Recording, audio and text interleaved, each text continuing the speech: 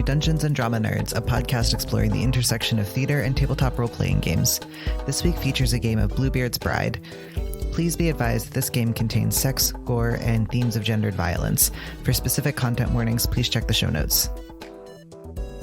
So my name is Meaks, my pronouns are she, they, and I am going to be the groundskeeper for Bluebeard's Bride today. Romana, let's start with you. Your name and your pronouns and what character you're playing today. My name is Romana Isabella. The character I'm going to be playing today is the mother, and specifically the bear. The pronouns I'm going to be negotiating with are she, her, and I would like to be referred to as she, her. Kory, how about you? Hi, I'm Kory Flores. I'm going to be playing the witch, and pronouns for both character and person will be she, her. Haleh. I'm Haleh Roshan. I'll be playing the Animus, and pronouns for the character are she, her. Gina. I'm Gina Femia, and the character I'll be playing is the Virgin, and that character's pronouns are she and her. And I'm delighted, too, that we have Ella Mock. Ella, would you please introduce yourself? Hi, I'm Ella. My pronouns are they, them, and I will be, what did we decide it was called? I'll be working as a safety consultant. Fantastic. So Bluebeard's Bride begins with a resuscitation of the Bluebeard fairy tale. So buckle up. Once upon a time, there lived a lord whose beard was a rich and deep blue. Many rumors surrounded Bluebeard in his province, that his house was so lavish and contained some of the finest antiques that had ever been seen, that he'd been unlucky in life since there were no children to his name, and many about how his beard became blue. But the mystery around Bluebeard that truly baffled the province were the number of women he'd married. No one quite knew what became of each wife, for no one could remember there ever being a funeral at his estate, and yet a new wife would emerge like passing seasons. One day, while traveling far away from his home, Bluebeard came upon a modest farmhouse and hoped to find succor there. The farmer sent his lovely daughter to serve Bluebeard while he rested, only too happy to have a noble of his station in their company. Bluebeard immediately began pursuing the young woman, who was remarkably beautiful and soft-spoken. For a week, he wooed her with baubles, dances, dinners, and outings, sparing no expense as he showed her off to the finest lords and ladies, bought her gifts, and attended church services with her family. Bluebeard proposed to her, and though the young woman was at times fearful of Bluebeard's intensity, she accepted, knowing that her family would be better off, and also knowing that God does not smile down on wanton women who lead men on only to refuse them. The wedding was an obscenely extravagant affair, with everyone partying late into the night, which prevented the marriage from being fully consummated. The next morning, a servant brought the young woman down to breakfast, where she found her new husband in good spirits, but disappointed because business was calling him away immediately, so he'd have to leave her alone for many weeks. To make up for his quick and untimely exit, and perhaps as a sign of trust, he presented her with a large set of keys. He showed off each key and told her that as mistress of the house, she should feel free to go anywhere she liked, save for one room. Holding a tiny key for that one door, he said, "I forbid you to use this key. Promise me you'll obey." The young woman promised wholeheartedly and assured him of her faithfulness. After he left, she made herself busy, looking in all the rooms, exploring every nook and cranny of her home, each room seemingly more glorious, filled with unbelievable treasures, books, antiques, and sweet smells. But of course, it began to weigh on her. What could possibly be in that room? And shouldn't she have the right, as mistress of the house, to oversee it all? So in the dead of night, to avoid the servants, she entered the forbidden room, all the while hearing her heart beat in her throat and her pastor's voice telling her that she was being a disloyal wife. And yet she entered. The floor was covered in congealed blood, and the walls were decorated with the severed heads of Bluebeard's previous wives. Their bodies lie in terrible positions on the floor, their faces frozen in terror. In her shock and fear, the young woman dropped the key. She quickly picked it up again and left unsure of what to do. Try as she might, the stain of blood would not come off the key. Bluebeard returned that morning. He asked for the keys, and she obeyed. He held up the forbidden key, still stained with blood. "You disobeyed me. You are an unfaithful cur. Now you will take your place among the rest of them."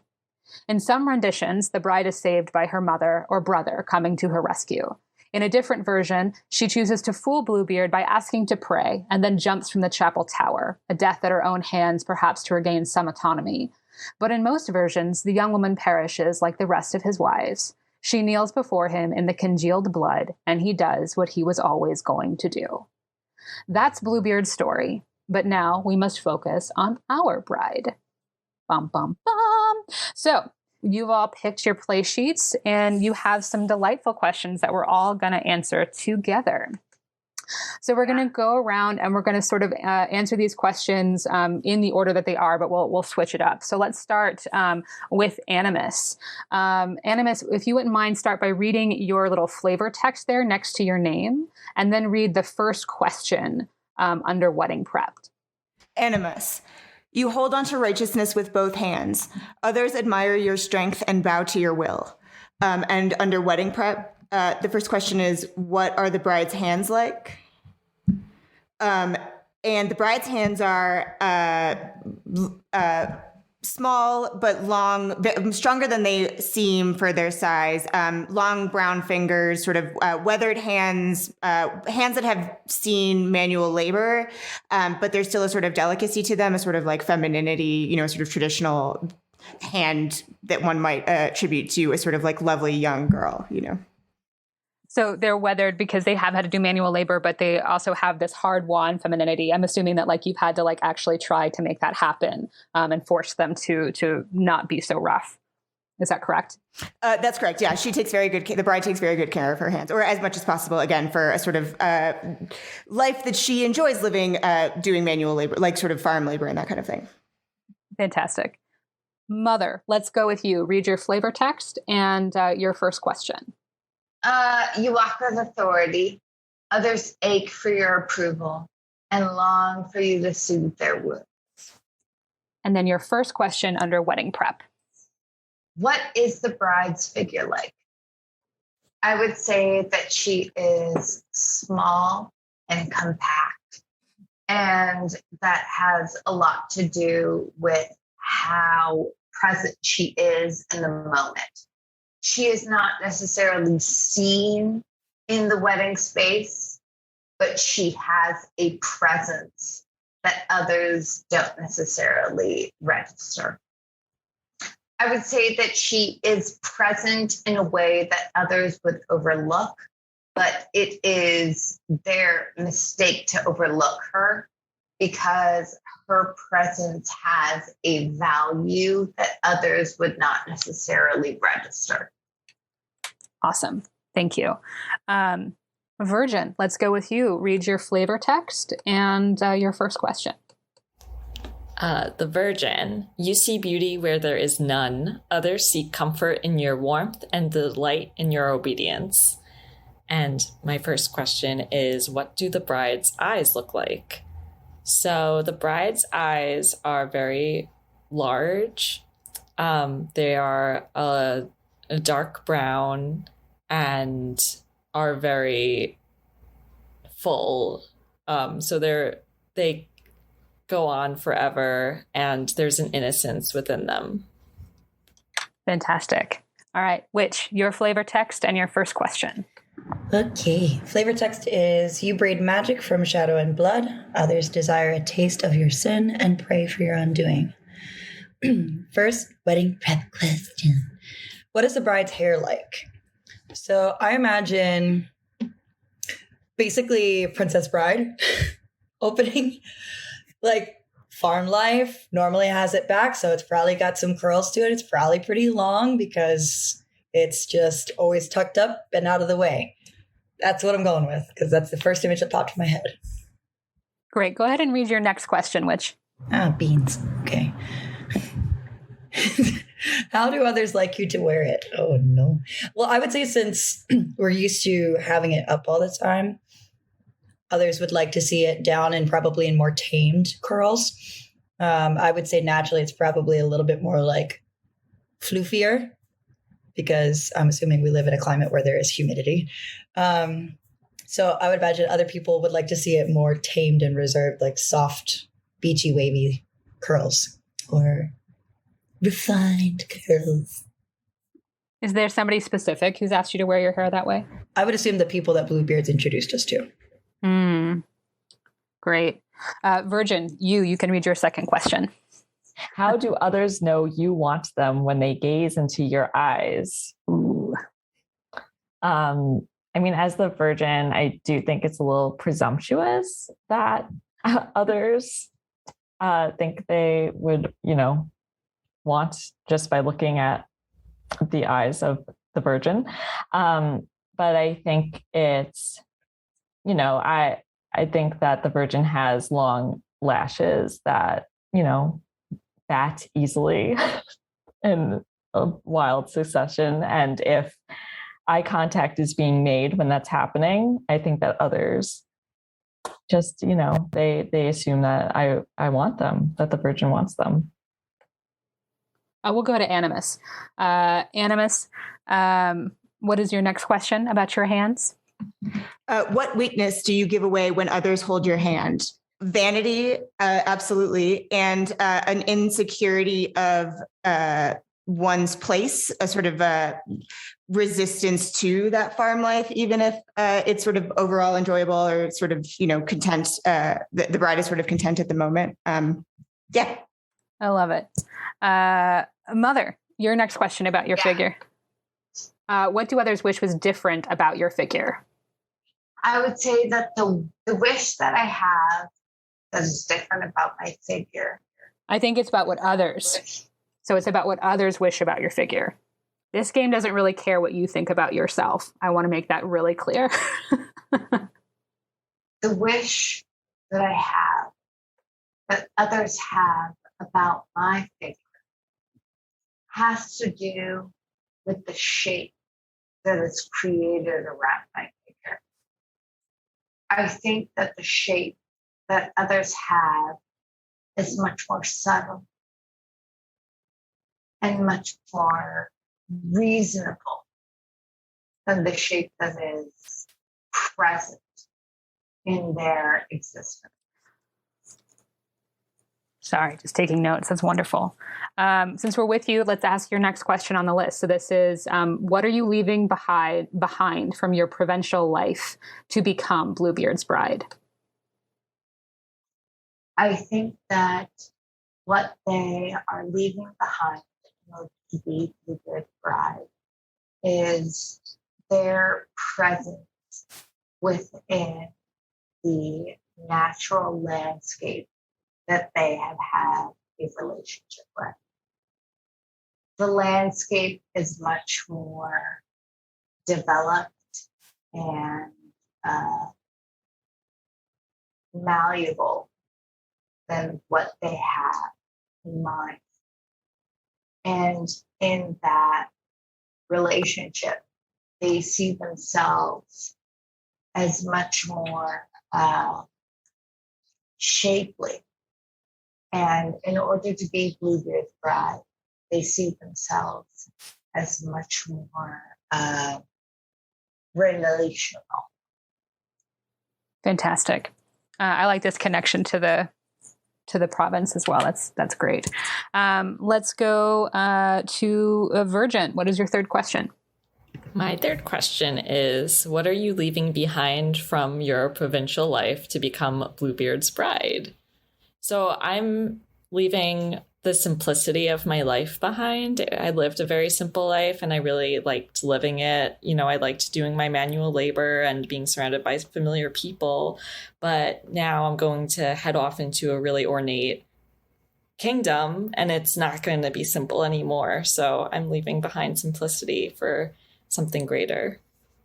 Fantastic. And you also mentioned some people. You don't have to enunciate those yet, but kind of keep that in the back burner of if there are certain people that you are thinking you're leaving behind. Animus, let's go to you. My third question is the same. What are you leaving behind from your provincial life to become Bluebeard's bride? A relationship, not just with the landscape, but with animals around, sort of local, both personal pets and just the relationships that sort of happen with individual animals and then sort of species as a whole when you interact with them on a daily basis. Sort of awareness of life that is not human life, that is sort of part, but equally part of of what's integral to the entire world sort of functioning and the way that people live and sort of connect to something larger than themselves. You mentioned some pets. Do you have pets? Do you have like a specific, like special animal? I think there's a very big, very old dog who's just, he's been alive as long as I have. And, he just keeps chugging along. He sort of does whatever he needs to do around the farm, but also we don't like to ask him to do too much stuff anymore, But that's your favorite? Yeah, that's my personal sort of pet. Like I grew up alongside that dog personally. Yeah. Do you want to give the dog a name? Oh man, that's now I'm on the spot. George. Great. George. Yeah. George, the old dog. Love it. That won't come back to haunt you. All right, which? Same question. I'm not picking any animals, that's for damn sure. Jeez. My God. Let's see, what am I leaving behind? A male figure that I could push over and toss around. I'm assuming that our dear darling father was just like, you know what, you do whatever you want. It's okay. I love you, my girl. It's whatever. You're like, oh no, you did something bad. That's okay. And I'm used to having a little bit more freedom to be not the best.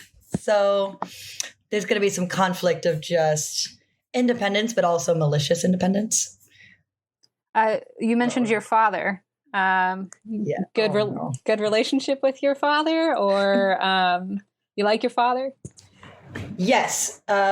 We like, so I'm going to take this from more of a transactional. We like that we're allowed to be independent, and we like that he has covered for us in the past. He's always just been like, oh, it's fine. I'll take care of it. Like, don't worry. Whatever you broke, like, it's okay. Or like something went missing, it's fine. Like, there was always that security. We liked the security provided. Bros, don't look at me like that. Fantastic. I think that was the end of that round. So, why don't you go to your next question? When you first met, what loving gesture did Bluebeard make that won you over? Whoa. He was showering us with gifts during courtship, right? And bringing us to meet other people. You can decide however you want to interpret that. The fairy tale, we're not beholden to. We can change whatever we want. This is a hard one. I don't know yet. As the witch, what really would have been the thing that was like, you specifically as the witch, is this part of the bride's personality? This is the thing that really made you understand. Yes, I will go with him. Well, I'm going to go with playing to my faces. And since there's one task that requires me to be able to spill my blood, I'm going to assume it's a really beautiful, ornate little dagger as a gift. Tactical. I love that. Awesome. Let's go back to Mother. When you first met, what loving gesture did Bluebeard make that won you over? I would say that the loving gesture that connected me to Bluebeard was the physical touch that happened on our wedding night. So this is this is before your wedding. So this isn't, the wedding night, spoiler alert, is still going to be the same. You're not going to consummate it. So this is all before. This is part of courtship. So when you first met, what loving gesture did Bluebeard make that won you over? I would say that the loving gesture that Bluebeard made that won me over was him opening himself up to the history of his own relationship. It was him showing me that him giving me love and attention the same way that he did to his previous wife has a different value. Was it a specific moment that this gesture occurred, or was it just like a conglomeration of moments? That's fine too. I'm just curious. I would say that the specific moment was him grazing my face, in him watching the experience he had with his previous wife. All right. Awesome. Animus, let's go to you. So, yeah, same question. The loving gesture Bluebeard made that won me over, when we were once on a walk together, we stumbled upon a sort of wild rose bush, and he not only picked the roses, but sort of tore off each thorn individually and then wove them into a crown. And by the end of it, his hands had been sort of torn up with the thorns, but there was no thorns left for me to be scratched with. That's fantastic and biblical, and great. Virgin, you. So the loving gesture that Bluebeard made that won me over, he was very kind to both my parents, my father and my mother, who I love so much, and also to George, my dog. I saw him, he gave George a treat. And he also, he doesn't know I saw this, but I saw him whispering to my parents that they would be taken care of if I was away. So I saw him, I overheard that.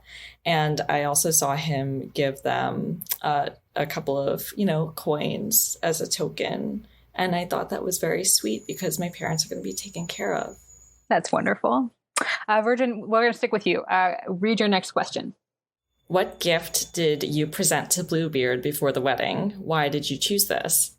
So the gift that I presented to Bluebeard before the wedding was actually a wooden comb for his beard, because his beard is so luxurious, and I think I value beauty and I value, well-groomed things.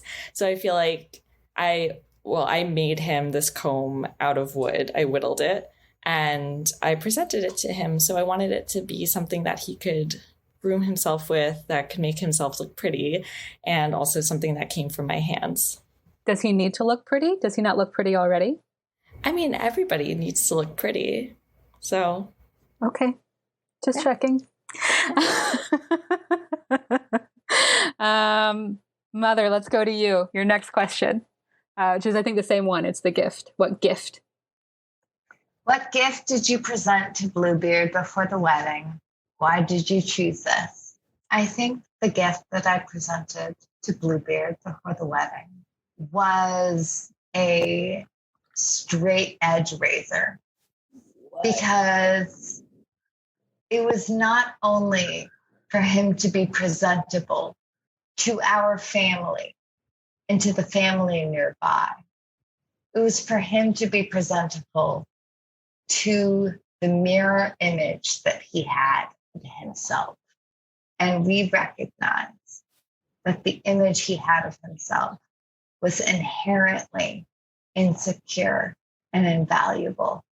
And that straight edge allowed him to see himself in the valuable space that he deserved to be in. You gave him a device to shave off his defining characteristic. Fascinating. Exactly. Fascinating. That's not going to come back to haunt you either. Animus, let's go.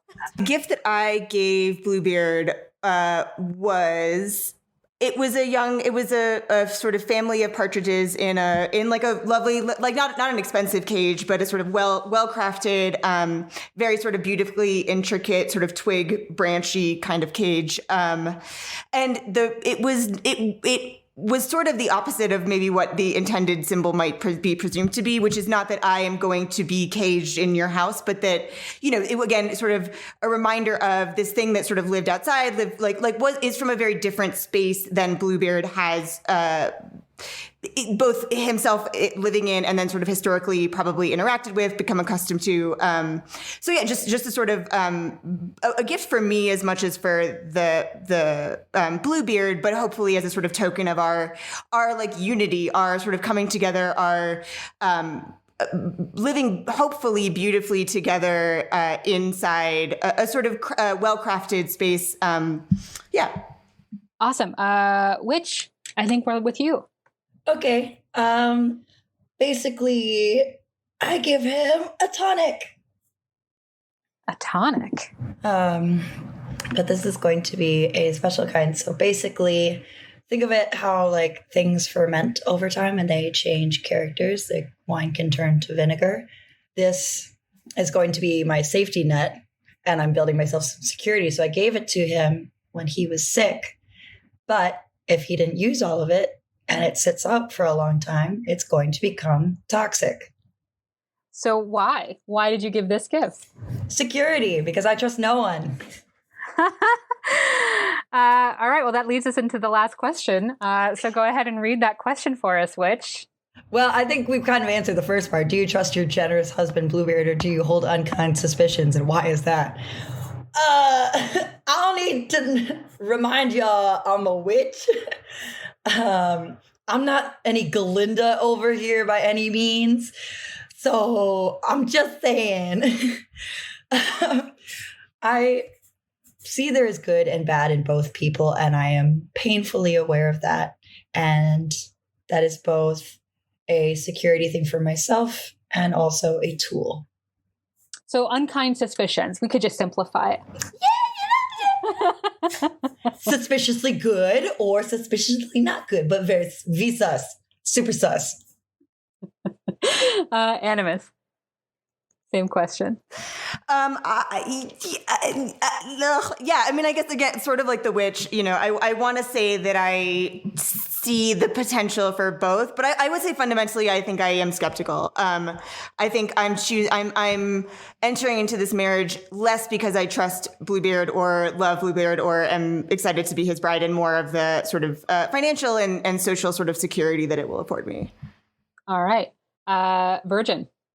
I, of course, implicitly trust my husband, Bluebeard, just as I trust my father, and my mother told me to trust my husband. So why? I don't understand the question. I obviously do. Excellent. Excellent. Gold star. Mother. I think that I enter into negotiation with my own best interest at heart. So you're on the fence? Is that a way to fairly calculate that at this moment? Yeah, I would say that I am much more perceiving the situation with regards to my own benefit and not so much with regards to the benefit of others. Got it. All right. So the next section is sisterly bonds. So each of you has different prompts for this. So we're just going to go through each of them. So what you're going to do is you'll read your sentence out, and then you'll just sort of say who these people are, and that'll sort of connect us in this wonderful web of ways. So since we're currently with you, Mother, why don't we start with you? And read them out so we have a good sense of what it is you're picking. Yeah. When it comes to my sisterly bonds, correct? Yes, sisterly bonds. Yeah. You know best. And I try to guide your wayward sisters, but the Virgin irritates you with their obstinance. Explain a time they undermined your authority. I would say that the Virgin does not necessarily understand the best interest of our entire existence as a whole. Was there a specific moment that like this really came into light that you two disagreed? I would say that the specific moment where that came into light was when it had to do with our hanger at the wedding. She specifically wanted us to be virginal and presentable, whereas I wanted her to be protected and definable. So can we make this on like the wedding night itself, like during the ceremony? Because this is technically wedding prep. So this can be like part of that. Yeah. Like this is like in getting in the dress. So you disagreed about how we were presenting at the wedding. Yeah, exactly. Great. Love it. And then go ahead and read your next one. My next one is you trust to have your back. Explain a time they supported you in a time of need. I would say that I trust the witch to have my back.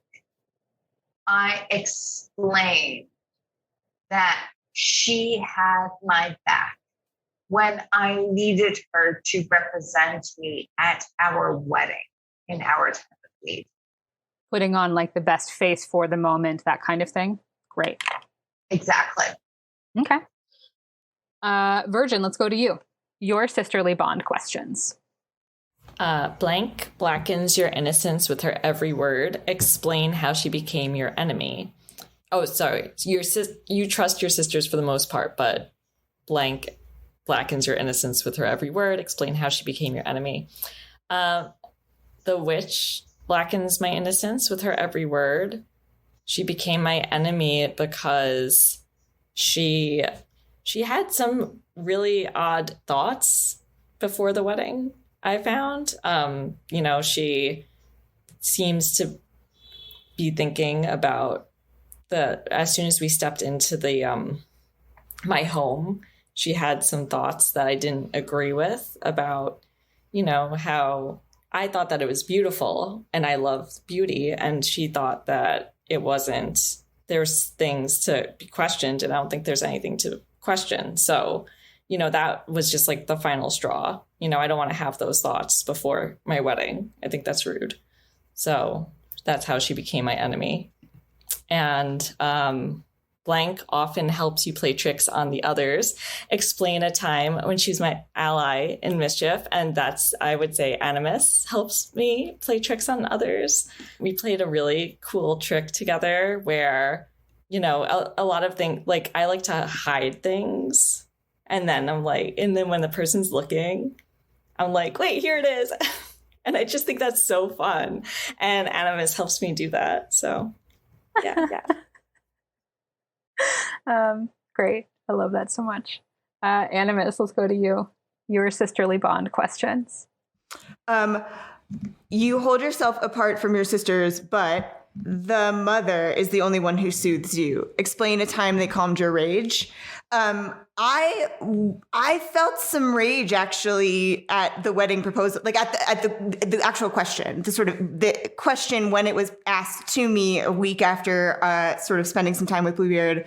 In addition to all of the other things I might have been feeling, I was kind of angry. I was, it was both very quick. It's a very serious decision that I was not previously prepared to make and had not been prepared in any necessarily better ways. But the mother sort of talked me down into recognizing, again, the sort of larger picture, the benefit to myself, the sort of security that would be gained should I enter into this arrangement, sort of broke it more down into a more complicated sort of holistic thought for me than just he's going to take away my freedom. And I am envious of the witch because, and I feel like I can never compare to them because I think we have some similar sort of tendencies towards reactions and responses, but I feel like the witch at least my perspective is, the Animus's perspective is the witch seems to be able to have a little bit more like chaos around that or sort of choose something that might not be so much ensuring that I'm following the right path or I'm sort of considering the justice of the situation. And that sort of makes me, I wish I could just sort of choose the bad option sometimes, I love it. All right, witch, we're on you. What's up, fiends? Hello. Okay, your sisters are not nearly as important as power, but the mother is a useful tool. Explain how they helped your pursuit of blasphemous craft. I feel like we have a lot of similarities in the fact that self-preservation is of the utmost importance, and we're willing to bend morals in order to maintain that. And again, the mother is the more righteous figure, so she's able to kind of come to me when she needs to hold face, and then I can kind of do the dirty work behind the scenes. And it's the other way around as well, like kind of like how I had my father who would take, like, kind of put band-aids on situations. The mother is the one to be like, why would you question me? Everything I did was perfect. I'm right. You trust me. Listen. So we kind of go hand in hand of like, we can achieve the same thing, but using our own methods. So yeah. Oh, the next one. I'm coming for you, straw. The virgin draws an evil to her. Explain what you have done to keep that evil at bay. Oh man, you are always getting me in trouble, fam. So what I have done to keep that evil at bay is to soften my tactics with a more kind of like the fatale demeanor of just like, no, I would never do something to hurt you. I'm so cute and innocent. Of course not. So I have decided to take that evil that she draws in and use it to my advantage by portraying myself as her. Ooh, that's fascinating. I love that. I'm after you. Awesome. All right. So the next thing to just sort of finalize are your stats. So you've already got like one stat that's filled in for you with a +1. And then you just have to choose which stat you want a 0 or a -1 in. And you can just do that on your own. I don't need to know that information. That's just if you roll. And we've already talked about there's only a few things that you roll for in this game. But that modifier might help you actually succeed or have a consequence that's not as bad. So it's helpful to remember, or it could make your consequence worse if you've got your -1 in the wrong place or in the not wrong. There's no wrong. It's just what's going to happen. And then the last thing to do is choose a face. And the way the faces work is sometimes you want to keep them secret and sometimes you don't. I would say that because we've not played this game many times, that it's okay if we know which face you've picked. I don't think that's a bad thing. Just because we won't necessarily know what it means. So if you want to, please go around and share which face you've picked. You don't have to read your flavor text about it if you don't want to, but you're certainly welcome to if you'd like. Yeah, I'm ready to go. The face that I choose is specifically the mother, and the face that I have is the bear. When a sister provokes trauma, you can step in and punish the sister who truly deserves it. Tell the guilty sister to mark the trauma instead, and mark one trauma for yourself as well as your failure to prevent. This is self-evident. Awesome. Who else has a face they would like to share? Virgin. My face is the victim. When you caress a horror by inviting it to come closer, mark one trauma to take a 10+ instead of rolling. The names of these faces are just terrible. In a great way. Animus. I have the shield, which is when one of your sisters marks trauma, explain to her how the trauma she is experiencing is her fault, then ask if she believes you. If she believes you, she marks one less trauma. If she rejects your explanation, mark one trauma as you experience the shame of your own impotence. All right. And which? I'm going to say mine, but I'm not going to say what it means yet. So nobody cheat. The Viper. Okay. I had to read it because I get to read it. Fantastic. So we have now created the brides. And when we come back, we will get this going. Dungeons and Drominers is produced by Todd, Backus, Percival, Hornak, and Nicholas Orvis, and it's mixed and edited by Anthony Sertel Dean. Our Bluebeard's Bride game features Meaks Meaker as the Groundskeeper, Gina Femia as the Virgin, Haleh Roshan as the Animus, Kory Flores as the Witch, and Romana Isabella as the Mother. Bluebeard's Bride was written by Strix Beltrán, Marissa Kelly, and Sarah Doom, and published by Magpie Games. Find us on Facebook, Twitter, and Instagram at DNDromaNerds. Check out cast bios on our website, dungeonsanddramanerds.com, and tune in next week for another episode of Dungeons and Drama Nerds.